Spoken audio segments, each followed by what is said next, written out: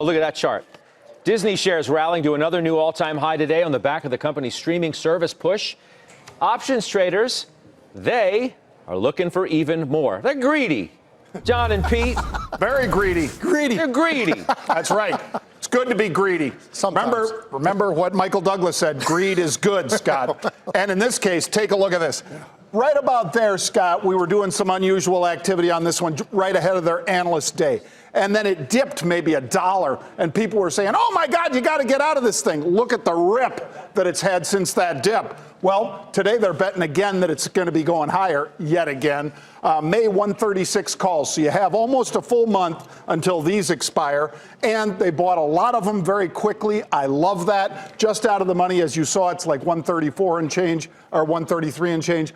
I think it gets to and through 136 by that May expiration. I'll probably be in these 2 weeks to a month. Have another one for you quickly. This is short term, though, really short term, because Juniper has earnings tomorrow. Yep. They're buying the weekly options in Juniper. I bought these weekly options, as you can see. 2,500 or so have traded already. It's a bet that the stock makes another bit of a pop, and that routers and so forth, this is what their ballywick is. I like it. 30.5 is the level. I'll be in these for about a day to a day and a half. Okay. Good stuff. Pete, you're up. Short term, we talked about that, right, Scott? Well, Oracle, this one's been great. They first started buying options in here, Scott. They've had 4 different big bullish plays since the stock was right around here. It was trading a little over $50 a share, and you can see it just continued to go to the upside. Today they're going and staying in May, but they're buying these May calls, these May 56 calls. They're trading about 55 to 60 cents. And you can see how many. When I first shot this over, there was about 3,500 of these. Now we're over 6,000 of these calls being bought. So is there something to the upside? I think there is. I think Oracle's one of those names, old school tech. We talked about that. I'm in these calls, so I'm going to hold these for give or take, let's call it about a month, right?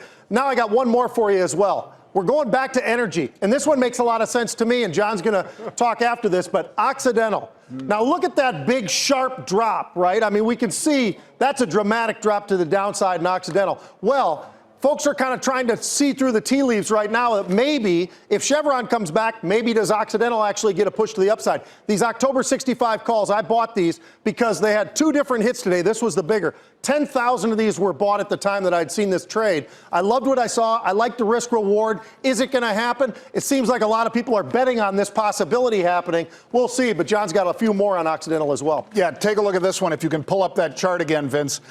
When this one's just in the last couple days, Scott, they were aggressively buying the 55 double nickel puts in this one, in Oxy. And then they sold the upside calls to pay for it. Now, they already made a pile of money on that drop. Well, that was at the same time that they were buying aggressively. 10,000 last Thursday, Pete.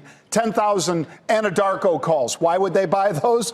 Well, they bought them very smartly because they were buying the 65 strike all the way up towards the 70 strikes. And as this deal was announced by David Faber, our own on CNBC, as he was talking about this, these calls just jumped. And it was about 1,400% return in the last, 5 days? That's a nice trade. And they continue to bet that Anadarko might see a sweetened offer yet again.